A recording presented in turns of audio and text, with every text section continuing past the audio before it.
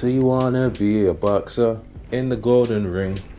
Or do you wanna be a champion? You've come to the right place. It's Reemus here on Fire and Fighting. And the topic of today is abolishing excuses and doing the best with what you have, and doing the best that you can with what you have at that particular time. And today we're going to use the example of Joe Frazier. So growing up, Joe Frazier was a hard-working kid. He had to get up at 4 a.m. to help his family working on the fields. Along came boxing in his early teens, I believe, and he was training. Actually, he wasn't training. He didn't go to the boxing gym, but he knew he wanted to become the next Joe Louis. So he made his own makeshift bag, and it was just a bit of sand in a bag, and he'd be pounding away at it for hours. And actually, at this point, most people would actually be laughing at him because they didn't believe in his dreams.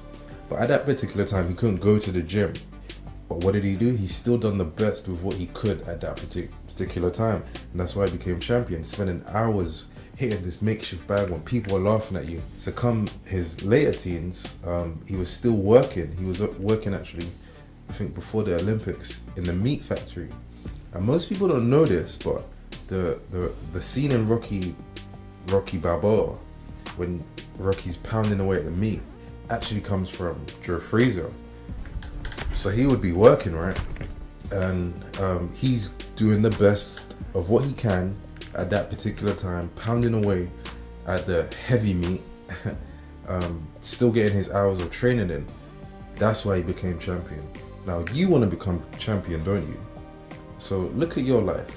Are there areas in which you're making excuses such as, oh, I can't do this, I have school, I have work, I have college, when in reality there's maybe ways that you could shift things around that might not be normal, but remember, normal doesn't lead to the championship.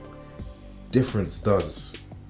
So are there ways in which you could shift around what's normal in your life to adjust and cater for the fact that you want to be champion, and you want to sneak in hours or sneak in even little moments where you can? So maybe you can't get to the gym today, maybe you can't go to the gym later, but is there a way? If you're at work, go to the toilet, sneak in a bit of shadow boxing.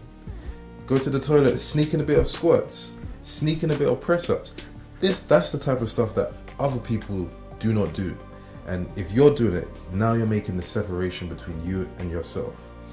So many people get caught up in the excuse making. I don't know.